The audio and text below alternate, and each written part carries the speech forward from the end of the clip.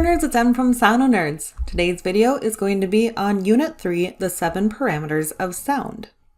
All sound waves, including ultrasound, have certain characteristics that have measurable quantities. These measurable characteristics are called parameters and define the sound wave from which they are obtained. There are 7 parameters of sound waves that you will need to know: frequency, period, propagation speed, wavelength, amplitude, power, and intensity. Now, as we're learning these 7 parameters, I want you to keep 5 things in mind: definitions, including synonyms, units, symbols, formulas and relationships, and the sonographer impact. You're also going to see a lot of sinusoidal graphs being used in this chapter to visually represent some of these parameters. The graphs will look very similar to one another, so you need to pay attention to the labeled units. Let's go ahead and get started with section 3.1, period and frequency. Period and frequency are closely related. Do you remember their special relationship to one another? They are reciprocals, and that means when period and frequency are multiplied together, they equal 1. Both period and frequency are defined partially, though, by the concept of a cycle. A cycle, or wavelength, is one complete oscillation. If we could follow one tiny little particle, we would see the particle starting at resting, moving to compression, back through resting, down to rarefaction, and then back to resting. And that would complete the cycle. So it's resting through a whole compression, through a whole rarefaction, and back to its starting point. On a graph, for ease, we typically go from baseline to a peak, through the baseline, down to a trough, and back to the baseline. This image shows 3 cycles. And we can see 1, 2, 3. Where this image shows 10 cycles. So now that you know what a cycle looks like, let's start focusing in on our parameters. The first one we're going to learn about is period. Now, the definition of the period is the time it takes to complete one cycle. So period is the time that it takes to make a cycle. Another way to think about it is the time it takes for an entire event. For example, the Earth rotates on an axis, and for the Earth to rotate all the way around once, we call that a day. So the period of Earth's rotation is 1 day, 24 hours, or 1/365th of a year.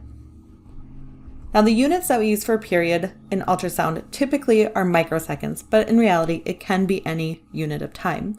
Now, we use microseconds to express period because it is complementary to the frequency unit of megahertz, and the average ultrasound value for period is between 0.06 to 0.5 microseconds.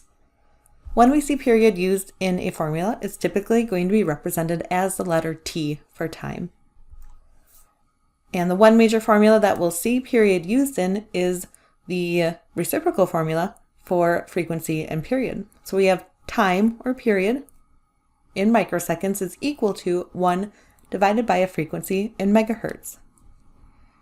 So from that formula, we can see that period and frequency are inversely related, and because they multiply to equal 1, they have that special reciprocal relationship. We can say that if period gets longer, frequencies get lower.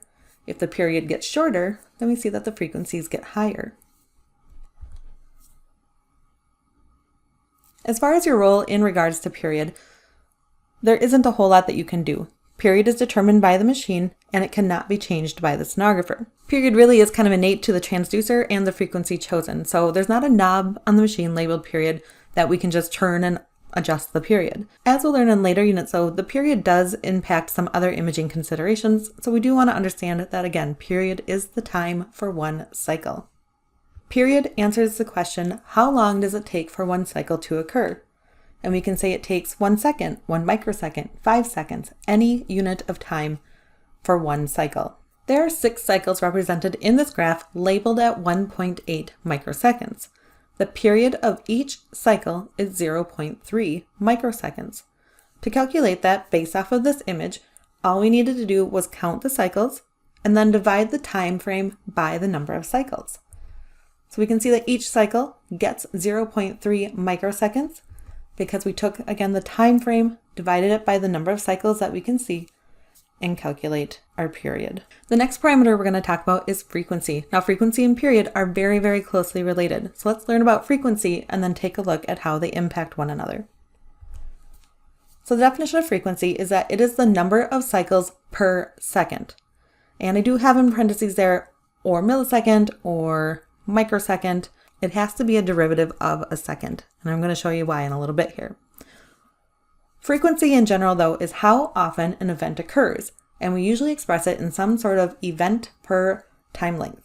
For example, beats per minute. That's how fast your heart rating. That's the frequency of your heart beating is beats per minute. Once per day, twice per day, that's a frequency.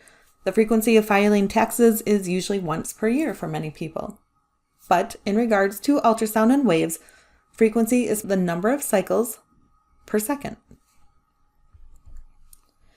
Now in ultrasound, we use multiple derivatives of hertz to label frequency.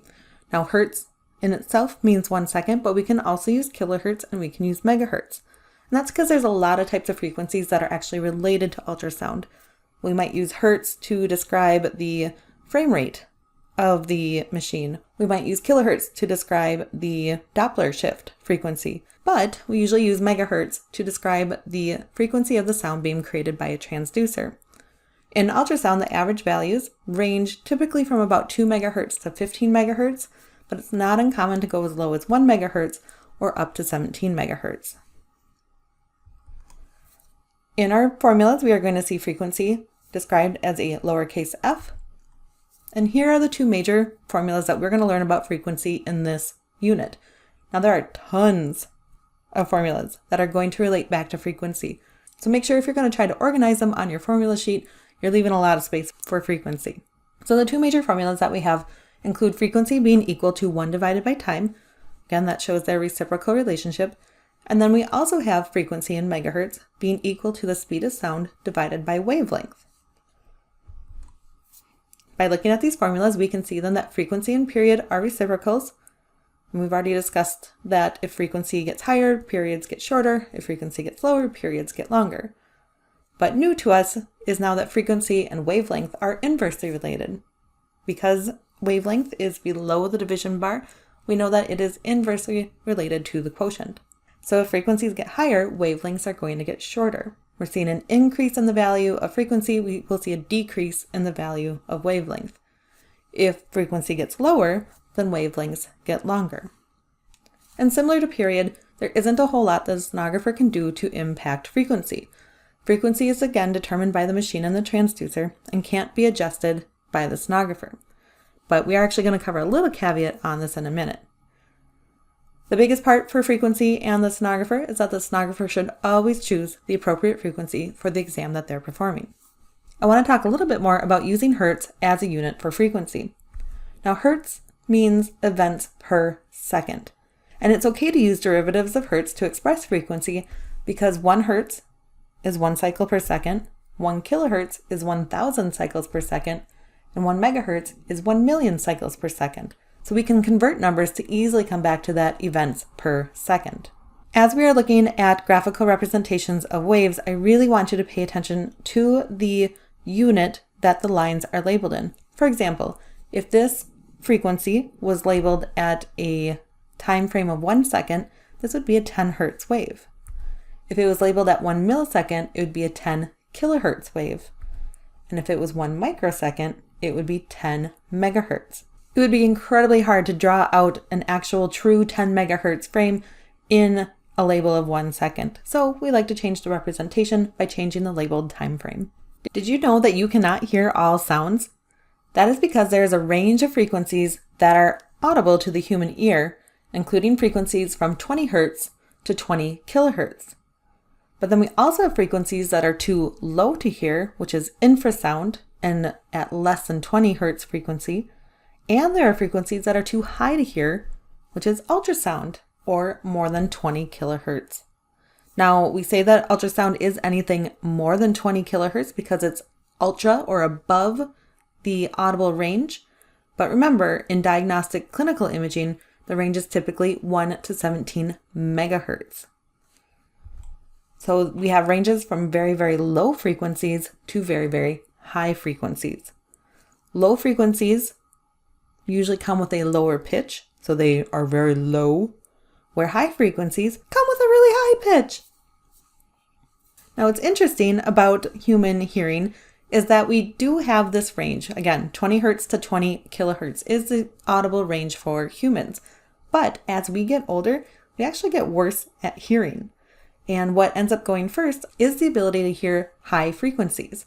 So when you are 4 or 5 years old, you might be able to hear all the way up to 20 kilohertz. But after you've been to enough concerts or around enough machinery, you might only be able to hear up to like 11,000 kilohertz.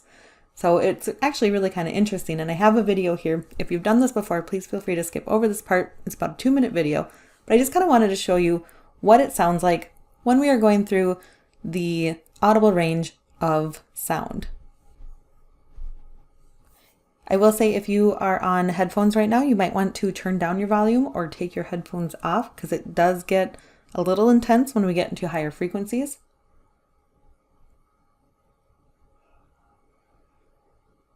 And then pay attention to when you can start to hear it and when you can not hear it anymore.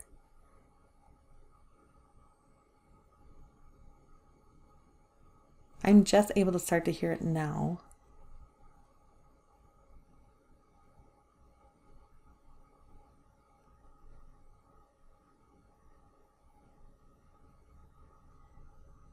And if you can hear it too, you'll hear that's a really low pitch. It's a low frequency.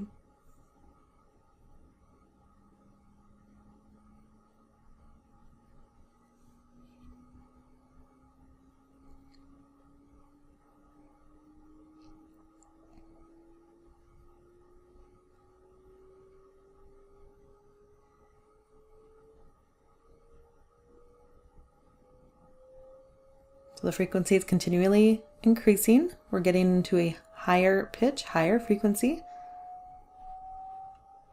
The periods are getting shorter.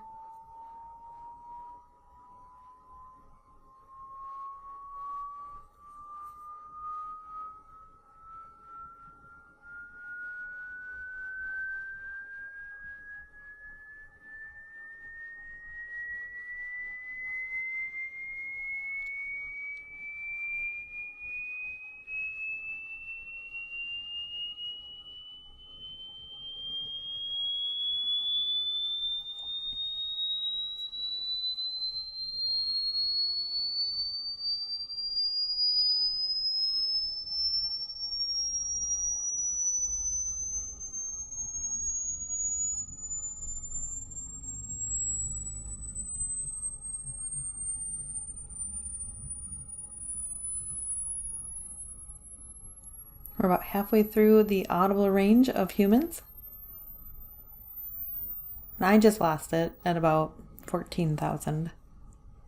I assure you, if you are still listening, you might still be able to hear it. And that was it. So we went all the way from 20 hertz to 20 kilohertz, the audible range of humans. And again, anything lower frequency than 20 hertz, we cannot hear it because it's infrasound. Anything above 20 kilohertz or 20,000 hertz is considered ultrasound because it's above the audible sound.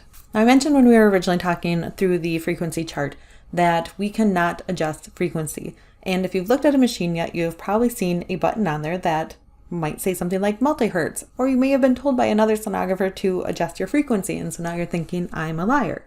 Well, here's the deal. No, we cannot change frequencies. So if you ever get asked that on a test, make sure you say no. Older machines used to have transducers with what we call limited bandwidth. So if you wanted a low frequency transducer for an image, then you had to pull out the transducer that had the 2 megahertz, 4 megahertz frequency. But if for some reason you were adjusting and wanted a high frequency transducer, then you had to go get a whole brand new transducer and plug that one in and switch to it. So older machines, the only way you could change frequency was literally by getting a new transducer. There wasn't anything you could really manipulate to change the frequency. And that's still kind of true today. But what we see with modern transducers is that they have a little bit larger bandwidth. So I have an image here of 3 transducers. The first one is called the hockey stick. It has a frequency, I believe, up to like about 17 megahertz.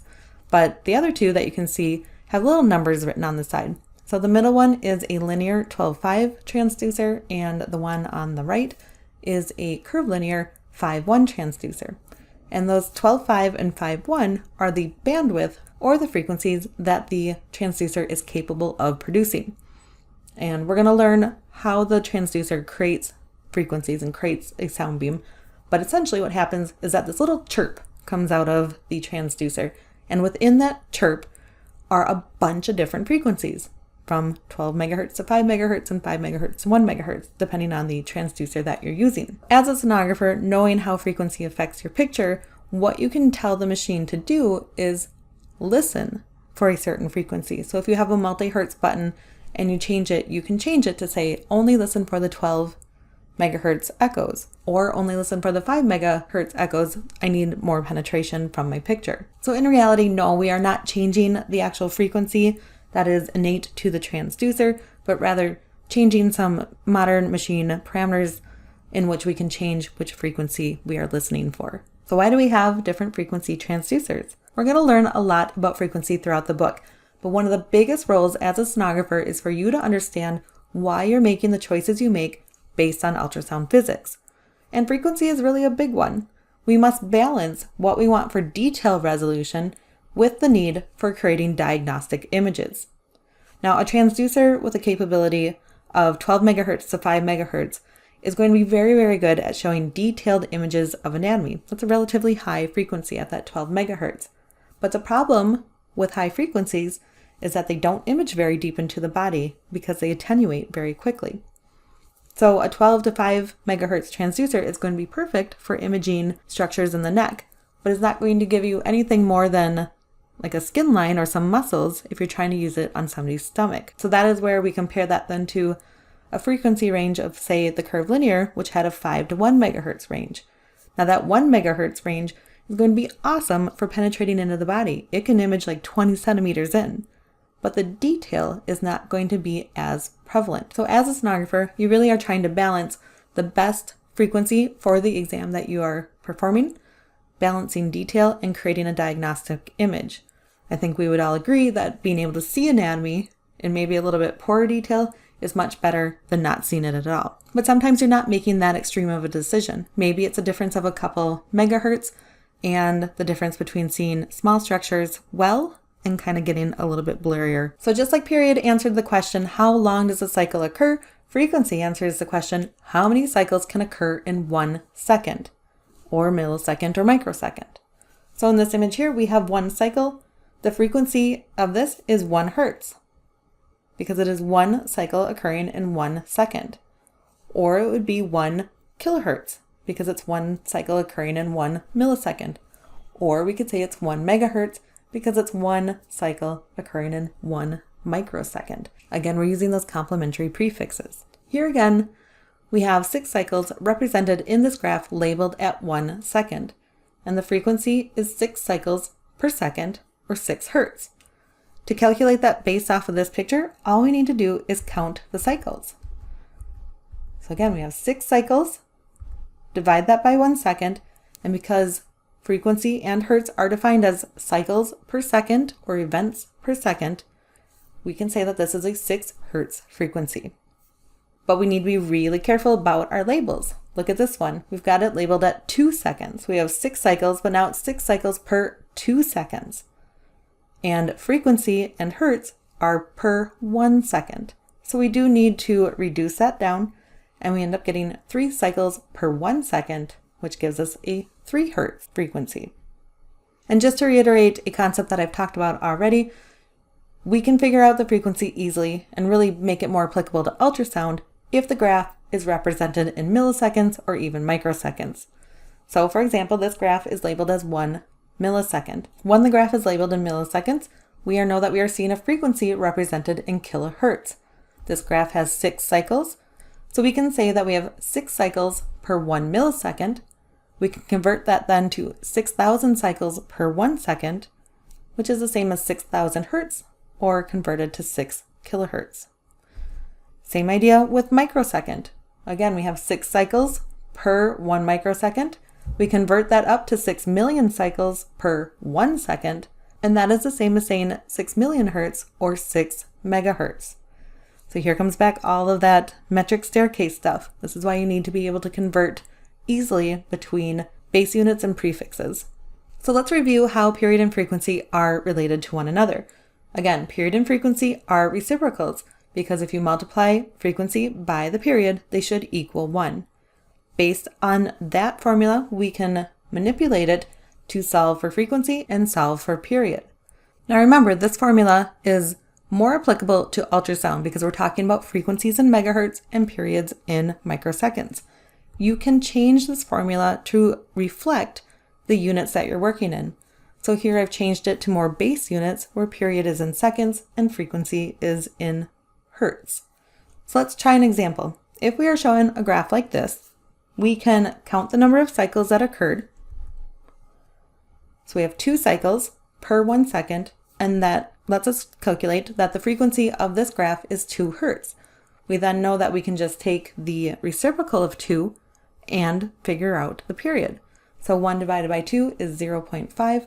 So if we calculate frequency first by counting the cycles and making that into hertz, we can calculate period by making a reciprocal of it. On the flip side of that though, we have a time frame, so we can also figure out period first. So we take the time frame and divide it by the number of cycles. That gives us 0.5 seconds or half a second. Again, because period and frequency are reciprocals, we can take the reciprocal of 0.5 to calculate the frequency, which is 2 hertz. So I encourage you to work with both ways of calculating these, but stick to the one that makes the most sense to you. There's no point in making this harder on yourself. Because I want this concept to really solidify in your brain, we're going to head over to the board to try out a couple examples. If you feel like you understand it, feel free to skip this part and join us back for the discussion. Let's just do a couple more examples using period and frequency to figure out one another. So here's our example. We have 3 cycles on this waveform. We have 1, 2, and 3. Let's go ahead and give this line some sort of time frame. Let's say that this is 1 second. We're going to start out easy. So we have 1 second, 3 cycles. So we can easily figure out the frequency by counting the cycles and applying the second to it. So we have 3 cycles per second. And because we're already in the cycles per second, we know that's hertz, so we can say that this is 3 hertz. Now to calculate the period, all we need to do is change 3 hertz into a reciprocal, and that will be the period. So to do that, we take 3 and move it into the denominator spot under a 1. So 1/3 of a second equals the period, which is also 0.33 repeating. What if we change the time frame though? Let's say now our time frame is over 6 seconds. So we have 3 cycles per 6 seconds. And we can't just say that that is 3 hertz because it's not a cycle per 1 second. So we need to change that 6 seconds back to a 1. So to do that, we need to divide 6 by 6. And we'll get 1 second. But if we divide 6 by 6, then we also have to divide the 3 cycles by 6. And when we do that, we get half a cycle. So now we have 0.5 cycles per 1 second, which means we have a 0.5 hertz for frequency. To figure out period, then we just need to take the reciprocal of 0.5. So we would do 1 divided by 0.5, which equals 2 for our period. So this wave at 6 seconds has half a hertz for frequency and a 2-second period. So hopefully you're starting to see that really all we need to do is count the cycles, figure out hertz or figure out frequency, and then take the reciprocal of it to find the parameter that you didn't originally calculate. Let's do one more example, but looking at more of an ultrasound value. This time we have a graph showing us 10 cycles, and we're going to say that this is occurring over 1 microsecond. So 10 cycles per 1 microsecond gives us automatically a frequency of 10 million hertz, or 10 megahertz, because we're matching megahertz with the microsecond. If you want to see the math on that, we would take 1 microsecond and convert that to 1 second. To do so, we take 1 microsecond and multiply it by 1,000,000. So multiplying by 1,000,000 on the bottom gives us 1 second. If we multiply on the bottom, then we got to multiply on the top by 1,000,000. So multiplying 1,000,000 by 10 gives us 10 million cycles. And 10 million cycles per 1 second equals 10 million hertz, which is the same as 10 megahertz. So that's why we know when we have a time period of 1 microsecond, whatever we're seeing for a waveform is automatically a megahertz frequency. But regardless, we can take our 10 megahertz and we can take the reciprocal of that, so 1 over 10, and that is going to equal 0.1 microseconds. Again, we want to use complementary units. So this wave has a 10 megahertz frequency and a 0.1 microsecond period. All right, welcome back. Go ahead and pause the video and start working on your period and frequency practice in your workbook. You are going to be presented with a chart where one of the pairs are missing. So you'll be missing either period or frequency, and your job is to fill in the chart. Make sure that you're using complementary units, and then as bonus practice, you can decide if the frequencies that you calculated or that are already there are audible, infrasound, or ultrasound. Go ahead and unpause the video when you are ready. And here are the answers to the period and frequency practice. Remember that we want to use the same units, so seconds and hertz need to go together, microseconds and megahertz, milliseconds and kilohertz. And then if you went through and also figured out if these are audible, infrasound, or ultrasound, here are the answers to that. Now that last one in the bottom corner, 0.25 kilohertz, may have been a little tricky.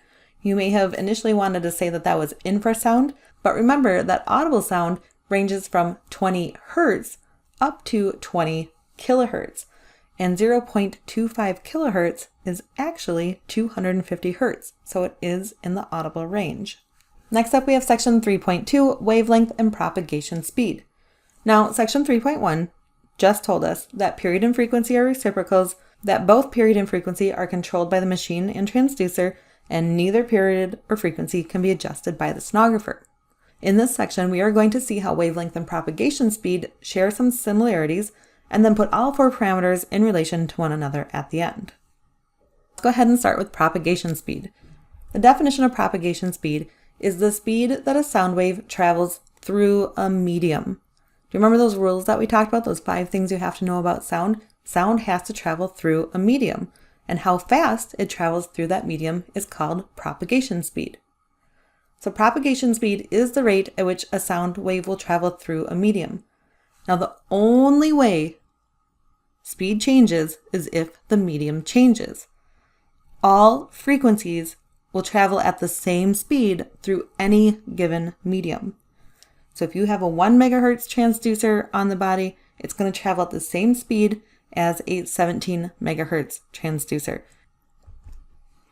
As far as units for propagation speed go, we use meters per second and millimeters per microsecond. Now in ultrasound, the body is made up of several types of mediums, and since we don't know what medium the sound wave is encountering at any one moment, what we've come up with is a soft tissue average.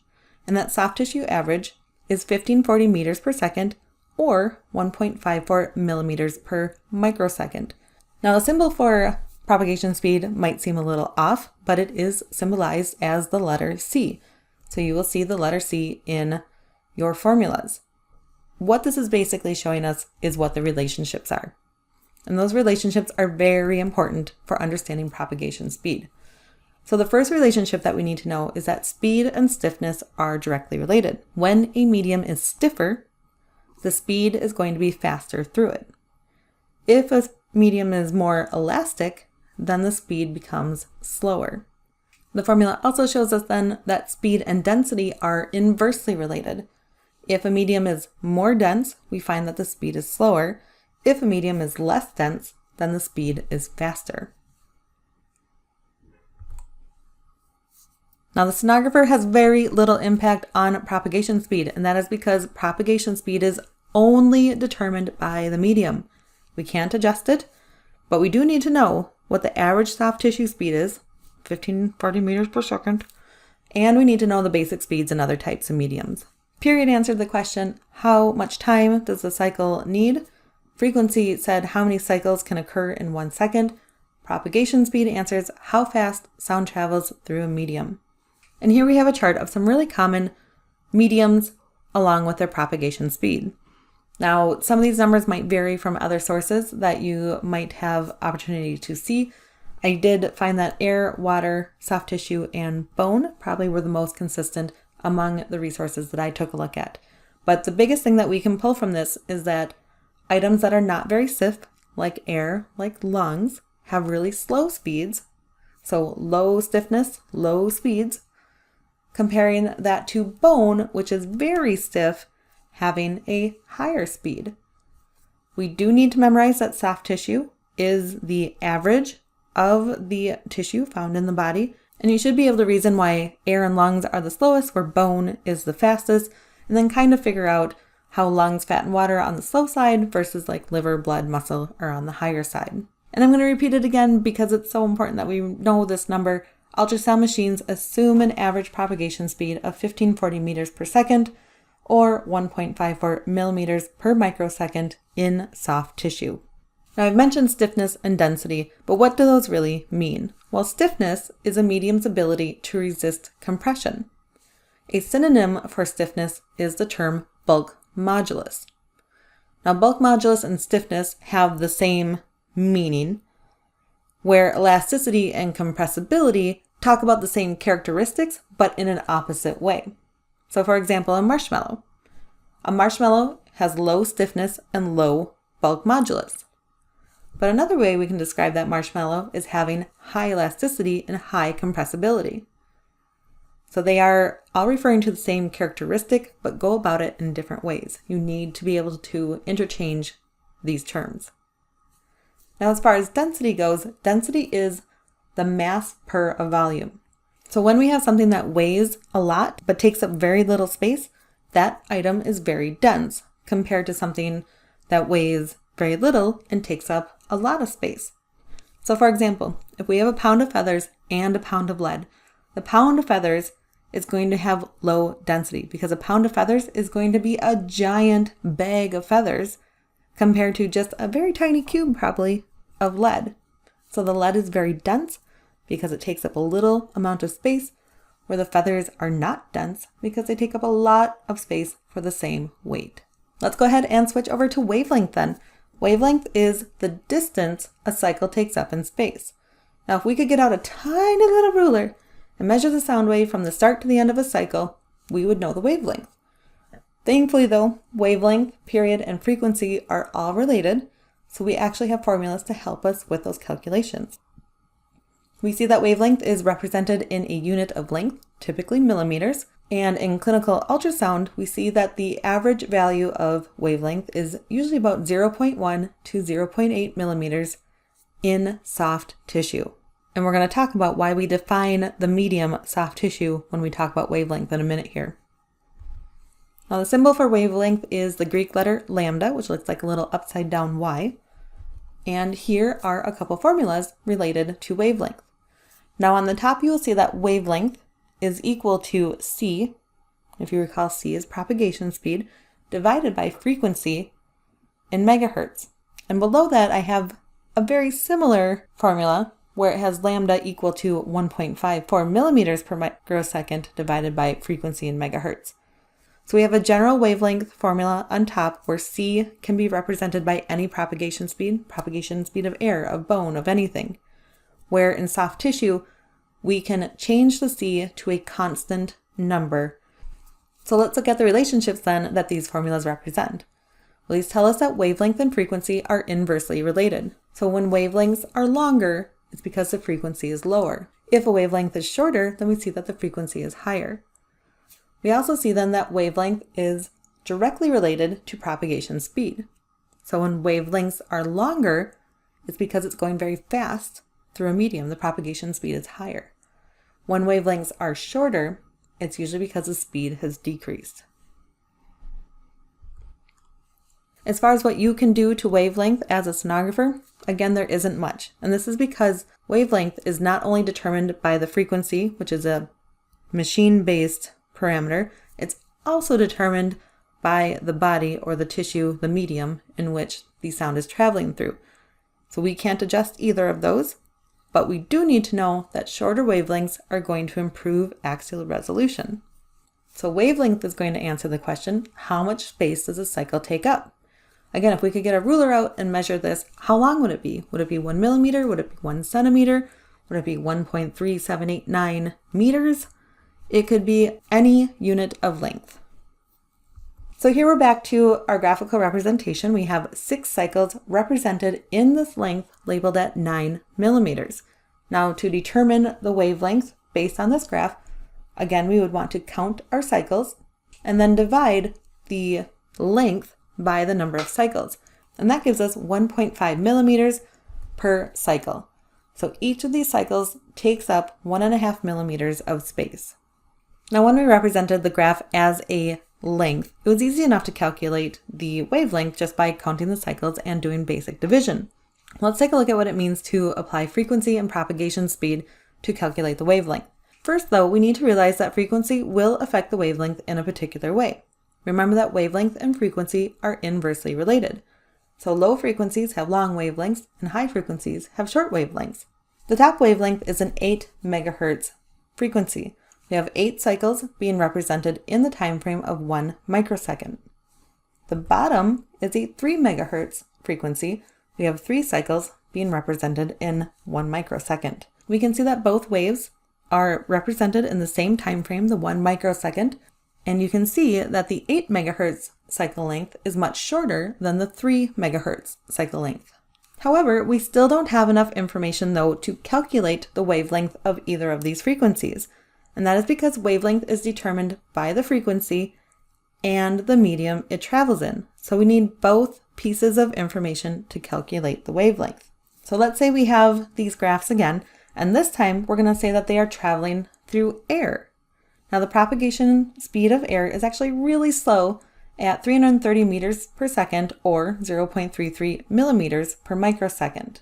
Now if we use our knowledge that we have an 8 megahertz and a 3 megahertz frequency, plus the knowledge of our propagation speed, we can use the general formula for wavelength. We replace c with the propagation speed of air, we replace f with our frequencies, and calculate that the 8 megahertz sound wave traveling in air has a wavelength of 0.04 millimeters.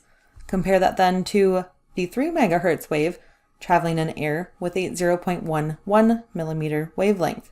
Again, this is proving that high frequencies have short wavelengths compared to lower frequencies with longer wavelengths.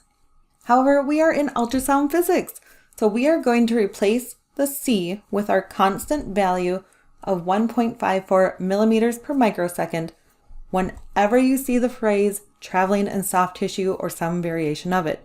You need to automatically know that soft tissue speed is equal to 1.54 millimeters per microsecond and automatically replace that in your wavelength formula. So again, we have our 8 megahertz and our 3 megahertz frequencies traveling through soft tissue. We can plug our values in and we find that the 8 megahertz wave has a 0.19 millimeter wavelength compared to the 3 megahertz wave, which calculates to a 0.51 millimeter wavelength. Sometimes it's just very helpful to have some values off the top of your head, and if you can memorize a couple values, it might also jog your memory on what the formulas are as well. So here are a couple easy ones to remember for 1 megahertz and 2 megahertz. The 1 megahertz frequency has a period of 1 microsecond and a soft tissue length of 1.54 millimeters, because it would be 1.54 divided by 1. And then simple enough from there, you can look at the 2 megahertz frequency and see that it is a 0.5 microsecond period and a 0.77 millimeter wavelength. Again, just knowing these off the top of your head might actually prove very beneficial for quizzes and tests. To round out this portion of section 3.2, I do want to cover period, frequency, wavelength, and propagation speed, as they are all related to one another. We know that if we have a picture of a graph and we know what the medium is, we actually can calculate period, frequency, wavelength very easily from only having a little bit of information. So we are going to head over to the board to talk about the next 3 pages in your workbook and kind of just show you visually how the math works out for all of these. So if you understand the written description of the math, you are welcome to skip the board presentation, come on back for the discussion. Let's look at our first example in the workbook. The workbook tells us that we have a waveform that looks like this, with 5 cycles on it, and it is occurring over the distance of 1.5 millimeters. So we have 5 cycles within 1.5 millimeters. The other big thing that we are told is that it is traveling in soft tissue. And with this information, now we can calculate propagation speed, wavelength, period, and frequency just based off of this information. So let's go ahead and do some math. We are going to start with filling in our propagation speed. We've been told it's in soft tissue, so we are going to fill in 1.54 millimeters per microsecond. Next, I'm going to try calculating wavelength because I've been given a distance for my 5 cycles. That's going to be the easiest thing to calculate next. I'm going to take my distance and divide it by the number of cycles that I have. So 1.5 divided by 5, and that gives us 0.3 millimeters per cycle. Now I have the information of propagation speed and I have the information for my wavelength, which means I can figure out frequency. Frequency then is going to be equal to propagation speed divided by the wavelength. So 1.54 divided by 0.3 gives us 5 megahertz. And now that I have my megahertz, I can now calculate period by taking the 5 megahertz and converting it into reciprocal. So we take the 1 and divide it by the 5, and that is going to give us 0.2. So our period is 0.2 microseconds. And there you have it. We have all of the math to show us the parameters that are represented by this graph. Let's go ahead and try the next example. Our next example again is 5 cycles shown in the graph. This time though, we are under a 10-second label. So these 5 cycles are occurring over 10 seconds. And again, we're told that this is in soft tissue. So let's go ahead and put in our soft tissue propagation speed. Now I'm not going to use the 1.54 millimeters because look at my time frame is in a base unit. So I'm going to use the 1540 meters per second so I can stay consistent with using base units. Now I need to figure out what I can figure out next. I have a time frame of 10 seconds and I have 5 cycles. It actually is going to be pretty easy to figure out period because I can take my time frame and divide it by the number of cycles I have. 10 divided by 5 is 2, so my period is 2 seconds. Now that I know my period, I can figure out my frequency by taking the reciprocal of 2. So 1 divided by 2 equals 0.5, or 1/2. So we have 0.5 hertz, because seconds and hertz match up. So now we can figure out wavelength based on our wavelength formula, but we got to be really careful. What I've presented to you for the most part has been a wavelength formula using ultrasound applicable units. This time, let's write the wavelength formula using base units. So we're going to have our wavelength in meters instead of millimeters being equal to 1540 meters per second, everything's matching up, divided by our frequency in a base unit of hertz. Notice that all of our units are complementary to one another. Now we can take 1540 and divide it by 0.5, and we get 3080. And because we're in meters, our wavelength for this wave is 3080 meters. Very important that you are converting units so that you are using similar units throughout, or your calculations are going to be incorrect. Our last example changes the graph down to a 3-cycle waveform and changes the label to 1 microsecond. Now we have a couple ways that we can go about this. We can count the cycles and divide it by the 1 microsecond, or we can figure out period first by dividing 1 microsecond divided by 3 cycles. So for this example, we're going to figure out frequency first. So we've already counted the cycles. There's 3 of them, and we see that it's under 1 microsecond. So we have 3 cycles per 1 microsecond. And I've already explained that if we see 1 microsecond, we know automatically we are looking at a megahertz frequency. So we are just going to jump to that conclusion now. So we've got 3 megahertz as our frequency. From here, we can figure out the period easily by taking the 3 megahertz and taking its reciprocal, so 1 divided by 3 megahertz, is equal to 0.33 microseconds. So our period is 0.33 microseconds.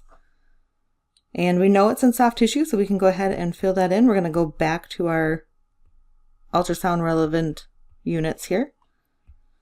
So now all we have left to figure out is the wavelength, and we can take 1.54 and divide that by 3 in megahertz, and when we do that we get 0.51. So our wavelength is 0.51 millimeters. So by knowing that frequency times period equals 1, and then being able to find the transpositions of those is going to be very helpful. And then also knowing your wavelength in soft tissue are two formulas that are going to help you immensely. So if there's two formulas that I would really focus on that I understood well, it would be these two. All right, welcome back. There's just a few things that I want to cover about those examples that we went over. First off, a lot of information can be derived from just one or two pieces of information if you know your formulas. So make sure you know your formulas and practice them. When we use a graphical image to describe a wave, the parameters change drastically based on those labels. So make sure you're always checking your axis labels. Units and formulas are also super important. We would have had a very wrong answer for example 2 if we had left our frequency in hertz or didn't transpose the formulas to represent hertz instead of megahertz. And now number 4, here's an example of what an actual question might look like. So what is the wavelength of a 3 megahertz wave traveling in soft tissue? Now this was an example that we did earlier, but looking at the answers here, we have 3 millimeters, 3 meters, 0.5 millimeters, and 0.05 kilometers. And what this question is basically asking, do you know what the speed of soft tissue is? Do you know the wavelength formula?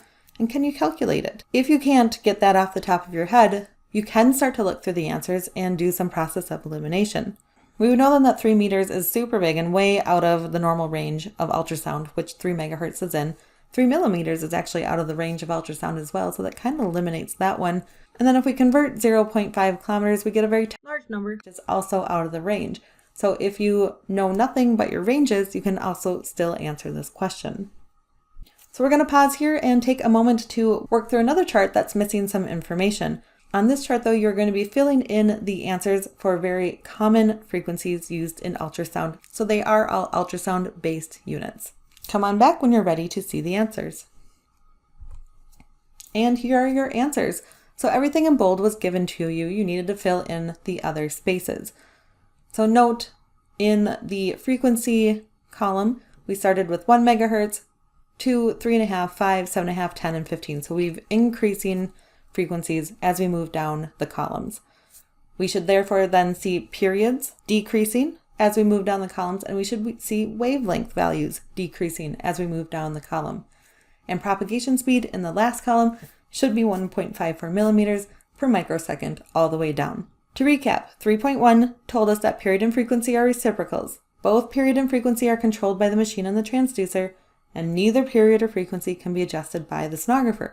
Section 3.2 just told us that wavelength is dependent on the machine and the medium, propagation speed is dependent only on the medium, and neither can be adjusted by the sonographer. So what are the strength parameters? Well, there are 3 more parameters to cover, and they are going to describe the strength or the size or the bigness of the wave.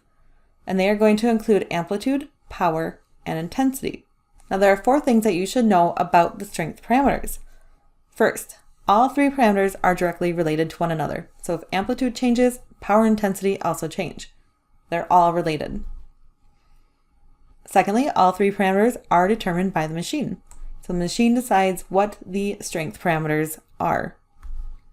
Number 3, all 3 parameters can be adjusted by the sonographer, and you do so by adjusting the machine's output power. And lastly, all 3 parameters, even though they are determined by the machine, they will start to weaken or attenuate as they propagate through the body. So the body does have some acoustic propagation effects on these 3 parameters.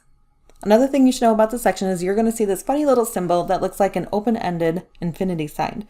Whenever you see this, you should read it as is proportional to. So let's start with our first strength parameter, amplitude. Now the amplitude definition is the difference between the average value of an acoustic variable and its maximum or minimum, and those are pressure changes, density changes, and distance changes. Technically, decibels can also be used to describe amplitude because amplitude can refer to the loudness of a wave, but we'll talk about that more in subsequent units. Now, the reason that amplitude can be described in these 3 units is because they are the units of the acoustic variables. Remember pressure, density, and motion. Pressure is the most common ultrasound amplitude that we discussed, and the common ultrasound values range from 1 to 3 million pascals or 1 to 3 megapascals. The symbol for amplitude is a capital A, and here are a couple formulas that you might see it in. First, we have power is proportional to amplitude squared, and then we have intensity is proportional to amplitude squared. Now these relationships will show us that if amplitude increases by a factor, both power and intensity are going to increase by that factor squared.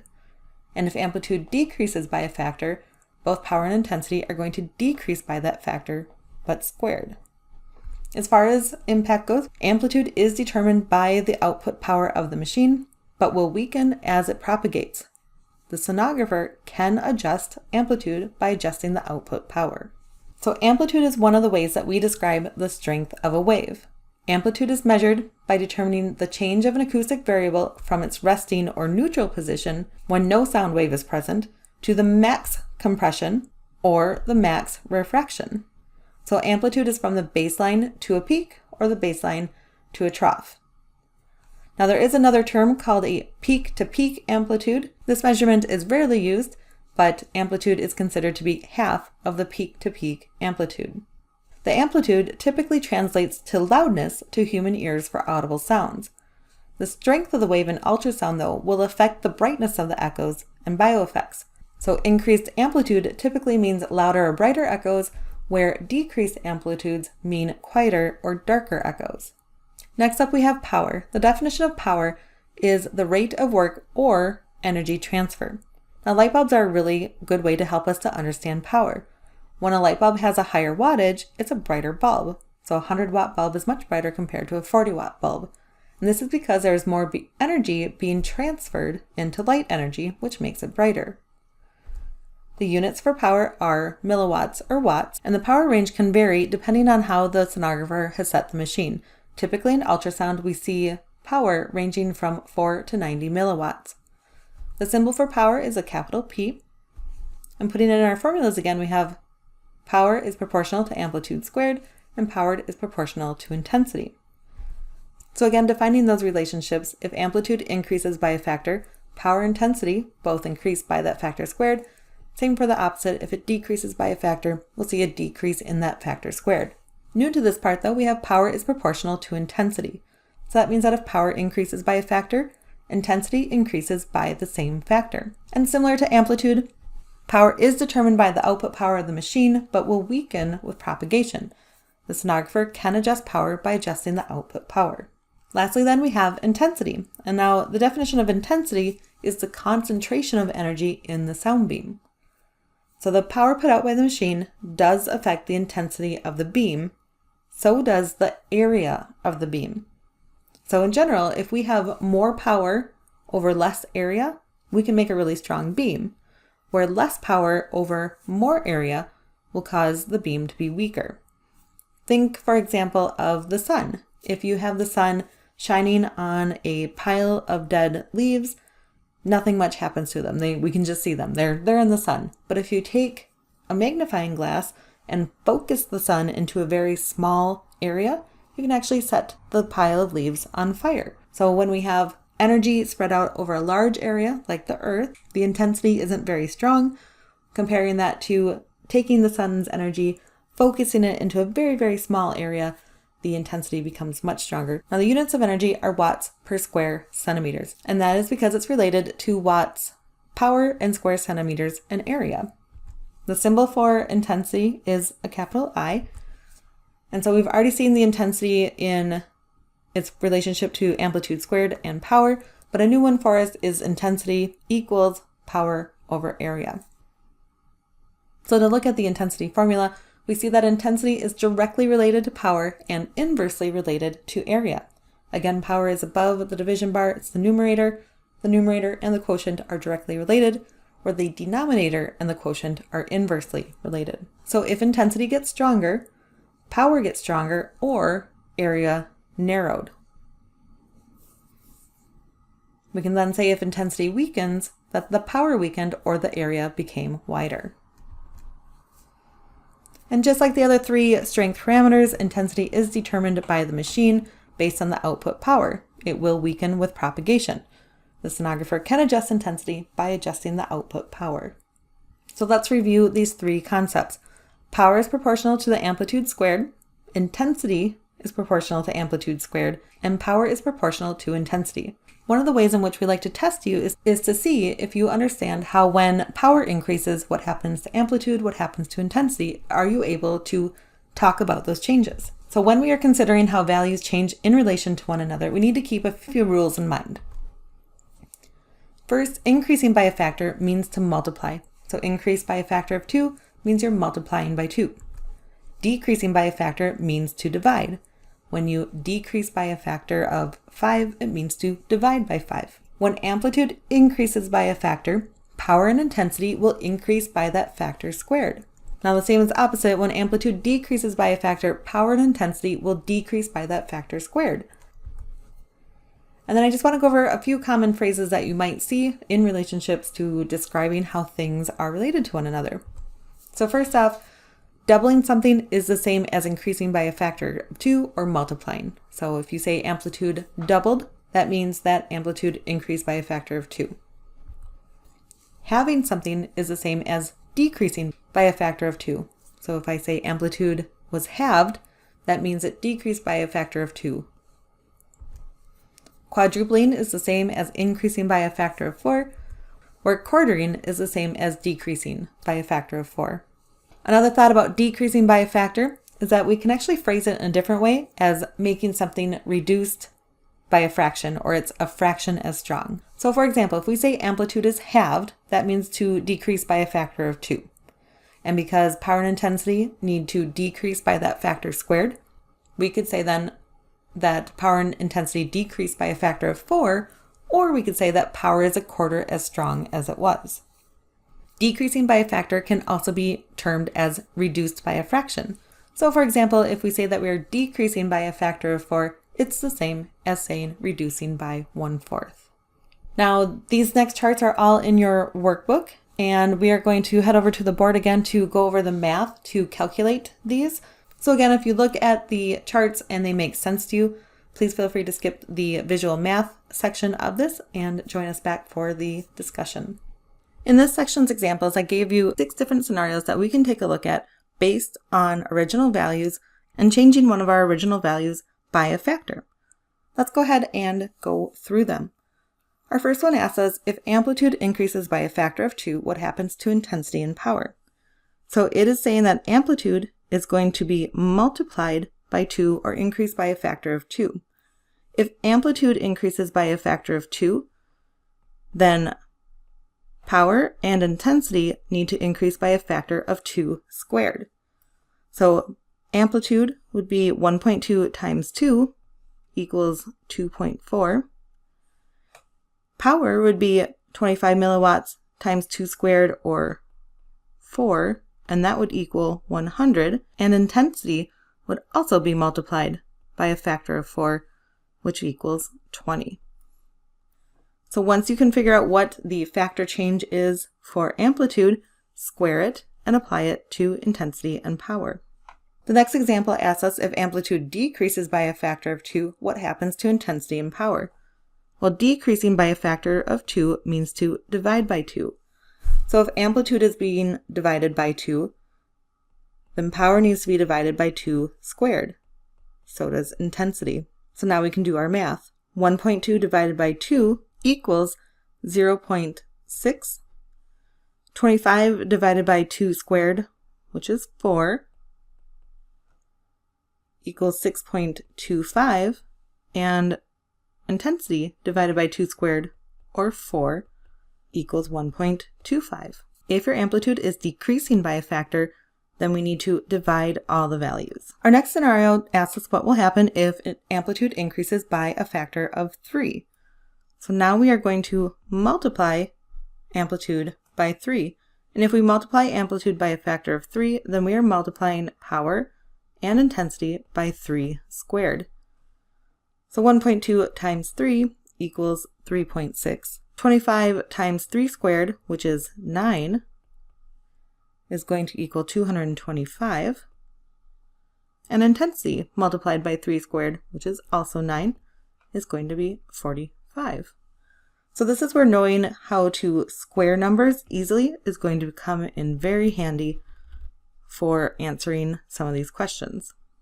The next example then asks us what happens if amplitude decreases by a factor of 3. So remember, decreasing by a factor is to divide. If we divide amplitude by a factor of 3, then we divide power and intensity by a factor of 3 squared, which again is 9. So 1.2 divided by 3 equals 0.4. 25 divided by 9 equals 2.78. And 5 divided by 9 equals 0.56. Now our next two examples change which factors changed. It's pretty easy if we know the factor that amplitude is changed to apply that to intensity and power. What happens though if we are given that intensity or power changes? How do we figure out the rest? So in our first example, we have intensity increasing to a new value of 80. So to figure out how much intensity increased, we are going to take 80 and divide it by 5. 80 divided by 5 is 16. Intensity has increased by a factor of 16. It was multiplied by 16. Whatever factor we increase intensity by, we also need to increase power by. So 25 times 16 equals 400. Now here comes the tricky part. We need to figure out what we increase amplitude by. So there is something called a square root, and you may have seen this symbol over a number at some point during your math studies, but the square root basically means to find the number 1 multiplied by itself will equal the number, in our case 16. So we are looking for a number that satisfies something like b times b equals 16. And again, this comes back into either knowing your square roots or knowing what numbers square. You can do this through trial and error. You can go through them. 2 squared is 4, 3 squared is 9, 4 squared is 16. And that's actually what our answer is going to be. So if amplitude and intensity increase by a factor of 16, then amplitude is increasing by a factor of 4. And we can check that. If amplitude increases by a factor of 4, then intensity needed to increase by a factor of 4 squared, as did power. And in fact, they did. They increased by that 16. So all of the math checks out. We can finish this one up by multiplying 1.2 times 4, and we get 4.8. All right, our last example under this one then tells us that power decreased to a new value of 1.56. So now we have to figure out, how did 25 get to 1.56? Well, if we divide 25 by 1.56, that tells us that power decreased by a factor of 16. So now we divided 25 by 16 to get the new value of 1.56. And again, using the rules that we've learned, intensity also has to divide by 16, or decrease by a factor of 16, and we get 0.31. And just like we saw last time, we need to figure out the square root of 16, or figure out what number squared equals 16, and we know that to be 4. So amplitude is going to be divided by 4, and we get 0.3. So the most helpful thing that you can do to understand amplitude, power, and intensity relationship is to remember anything related to amplitude is amplitude squared. Power and intensity are directly related to one another, and know your squares so you can figure out what factors you will be dividing or multiplying by. Right, so power and intensity are proportional to amplitude squared. Again, we just need to calculate what the change is in amplitude, square it, and we know what the change will be in power and intensity. Opposite of that, if we only have the change in power and intensity, we need to take the square root of that, and that will be the amplitude factor. Power and intensity are proportional to one another and increase decrease by the same factor. I want to point out that at no point during this section have we talked about wavelength, propagation speed, frequency, or period. They are not related to those other 4 parameters. So the bigness parameters hang out on their own, no relation to the other 4 parameters. And again, just like the other math that I showed you, this is probably way more math than you'll have to do as well. But here's an example of a question that you might come across. What if we ask you that the amplitude of a wave has increased from 4 megapascals to 8 megapascals? What happened to the power? Well, we can look at the numbers. We have 4 to 8, which is a doubling or increasing by a factor of 2. And because amplitude increased by a factor of 2, and we know that power is proportional to amplitude squared, then power should be increasing by a factor of 4, 2 squared. But we don't have 4 as an answer. This is where knowing some different ways of saying different numbers is helpful. So it doubled, it halved, it quadrupled, or it quartered. And in this case, it quadrupled is correct because it increased 4 times. So again, go ahead and pause the video and get ready to do your workbook practice moment. On the practice, you will see a chart in which I have given you original values for amplitude, power, and intensity, and you'll use the chart to fill in the blanks for the new values. And here are the answers. So you were filling in the values in the new values column. The numbers that are bolded were given to you. So in our first set, we see that amplitude increased from 3 to 9. So it increased by a factor of 3, which means that we need to multiply intensity and power by factors of 9. The second set shows us that 3.6 reduced to 0.9. And because amplitude decreased by a factor of 4, both intensity and power will decrease by a factor of 16. So we need to take the original values and divide them by 16. The third set shows us that power increased from 3 milliwatts to 75 milliwatts. That is increasing by a factor of 25. Well, intensity and power are proportional to one another, so intensity also increases by a factor of 25, so we multiply 1 by 25. Now the trickier side of that is to figure out what happened to amplitude.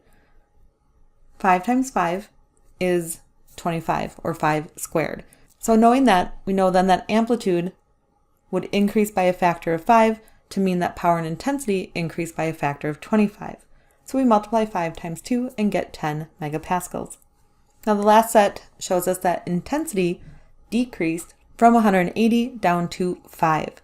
So 180 down to 5 is a decrease in a factor of 36. So because intensity decreased by a factor of 36, power should also decrease by a factor of 36. So we divide 540 by 36 to get 15 milliwatts. And again, to figure out what has to happen to amplitude, we have to find the number that equals 36 when squared. And 6 times 6 is 36. So amplitude decreases by a factor of 6. So 12 divided by 6 gives us 2. And you guys, we did it. We finished up our 7 parameters of sound. Just to recap very quickly, we have amplitude, power, and intensity all determined by the machine, controlled by the sonographer, but attenuate in the body, and they're all directly related to one another. Remember, amplitude squared in relationship to the other two. Period and frequency come next. They are also specially related to each other as reciprocals. They're only controlled by the machine and cannot be adjusted. Wavelength is up next. Remember that it is dependent on the machine and the medium. It cannot be adjusted, and is directly related to speed, but inversely related to frequency. And lastly, we have propagation speed, which is only dependent on the medium. It also cannot be adjusted. It has an average in soft tissue at 1540 meters per second, and it is directly related to stiffness, but inversely related to density. Be sure to work through the activities in your workbook and go through your nerd check to evaluate your knowledge of the 7 sound parameters.